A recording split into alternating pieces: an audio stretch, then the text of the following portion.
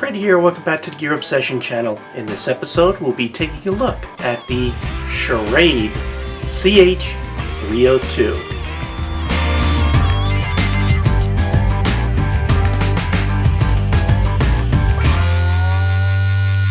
I really must say that Schrade really has been stepping up their game over the last couple of years. I used to not be able to find really any knife that I liked under that name. Now I'm finding a lot more. Now Schrade falls under Taylor Brands LCC. There's some other brands that fall under them besides Schrade. You also have Uncle Henry, Old Timer, Imperial, and Smith & Wesson. Now the purpose of this knife is heavy. Heavy duty, and I mean heavy, and it can do any duty. It is an extremely heavy knife. That is the hallmark, the thing that I would put that goes with this knife. They should have put heavy in the name. It is 11 ounces. And it comes in all kinds of varieties. This is the plain edge Tanto. You also have the partially serrated version.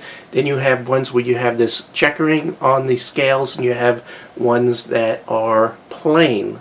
I was making a little bit of fun of the purpose of this knife being heavy and duty, but it's a heavy duty utility knife that can also be a tactical knife.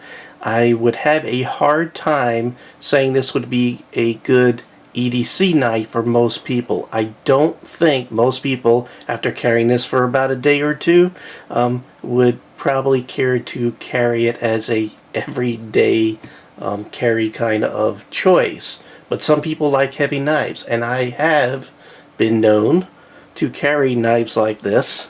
I do like my heavy and large knives. Speaking of large knives, here is the Cold Steel Recon 1. I just wanted to put this side by side so you could sort of get an idea of the size of this. This knife, 11 ounces, and is smaller than the Recon 1, which weighs, the weight sort of escapes me, so I do happen to have a scale here, so we can go ahead and pop the Recon 1 on there really quick just to see how much that weighs, and we'll get an idea here. I didn't calibrate it right, so let's go ahead and let that reset. Okay, we have 0 ounces. So I put this on here. This is 5.3 ounces, the Recon 1. I'm going to go ahead and put that aside and go ahead and just put this Schrade on here. Let's get it. And we're looking at 10.4 ounces. So it's closer to 10 than 11. So 10.4 ounces, that is a extremely heavy knife. You're like, oh, it's not a pound or anything. Believe me, you start carrying this with you, it's heavy. So I'm going to go ahead and run down the specifications really quick. The length of this knife when open is 4.9 inches. That does not sound right. That's the handle. I'm about to pull out my ruler. The handle of this knife is 4.9 inches. This version has the checkered stamp titanium coated stainless steel. You could also get this where it's completely flat with no texture. Titanium coatings all over this knife, probably titanium nitride, but it's flat, non-reflective, as you can see here all over. By the way, that texture not on the frame lock side of this knife. While we're looking at the other side of the knife, you can see it has a frame lock with a stabilizer on that bar, on the frame lock bar right there. Sort of a note to Hinder. You know, Hinder was, I guess, the person who really made that stabilizer kind of famous. Jimping, we have jimping all over this knife because this texture really serves no other purpose than aesthetic. So you need other things to maintain a really good grip on this knife. So you have jimping here on the top of the frame. You have some jimping, the part of the blade that's in between the scales of the knife right there. You have more jimping here. You have more jimping here. And that's amounts to all the jimping that you will find on this knife. We have a pocket clip. Now the pocket clip on this knife is probably the first con that I noticed of this knife. It appears to be an afterthought. A lot of the lines are very straight on this knife. Excuse me. Especially like the frame bar line here, and of course the top of the frame. And this here sort of has a curvy kind of look to it. I think a straight looking clip would have been better. I don't know if this clip is used on several of the Schrade knives and they just decided to just throw it on this one. And not only that, you know, it's a large knife and you have so many different areas that you could have designed a clip that could have been mounted anywhere.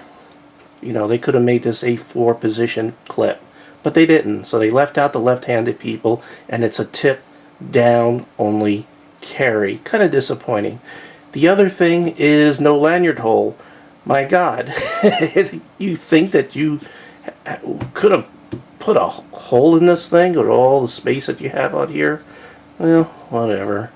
Alright, you have a spacer back here. Appears to be some sort of G10 would be my guess, because you could see sort of some G10 looking layers in there. I could be wrong, just observation.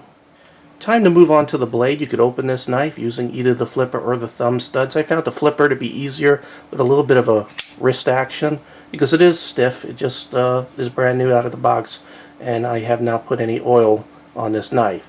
Obviously we have a Tanto blade here. Plain edge. You could also get this in a partially serrated version. The material, or the stainless steel that's used in this knife, is Chinese 9CR18MOV. It is comparable, or it is the equivalent to the US 440C, and HRC should be around 58 to 60. You have a hollow grind that goes about halfway up the blade. The choil here, where you hold on to it, like you have a forward choil with a flipper, so that comes down from here, whoops, down to here, which makes for a choil or guard for your hand to prevent it from slipping onto the blade when thrusting or stabbing. You also have a little bit of a choil here where if you don't have very fat fingers, you could go ahead and stick your finger there and do some very fine work if you so desire. The coating, again, not only on the scales here but also on the blade, is a titanium coating. The length of the blade is 3.7 inches. Deployment again is ambidextrous thumb studs or that flipper, and the thumb studs also serve as a blade stop. You don't have a blade stop pin here, as you can see, no blade stop pin.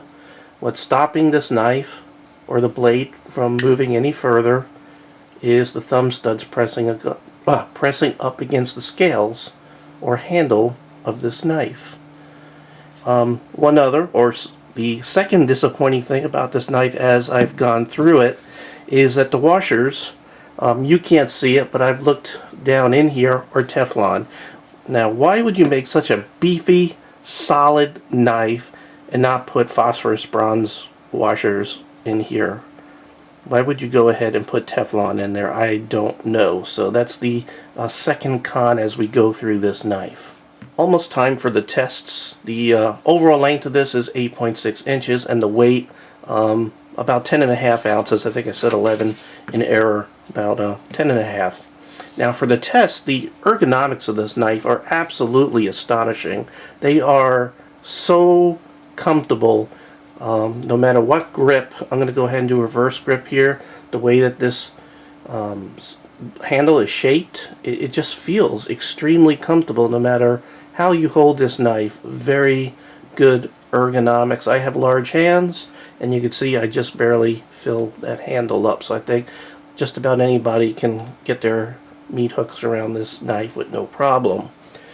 Other ergonomics is, or really that covers all the ergonomics besides the jimping I had mentioned. One other ergonomic thing here is this hole. This hole doesn't serve any kind of real function.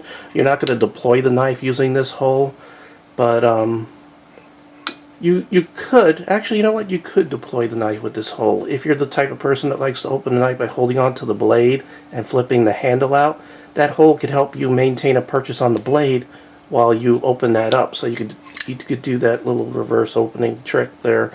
But ergonomically, I don't know.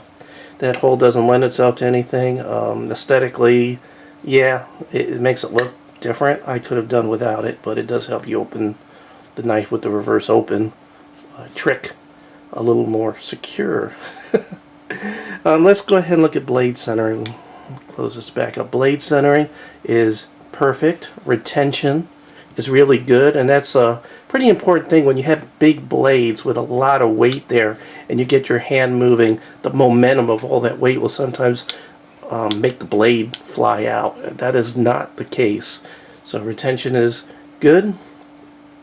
Let's look at lockup. Lockup is solid, no up and down, no side to side, and looks like the lock bar is about 80 to 90% behind the blade there, so nice and secure with a lot of room to wear to your right. So this should last a long time. Sharpness. I have some paper here. We could go ahead and amazingly sharp, actually. That is pretty sharp. Out of the box, I have not touched this blade up. Now I need to find some hair. Here's some hair. And yeah, we're shaving very easily there. So hair, shaving, sharp. Last test is the stab test.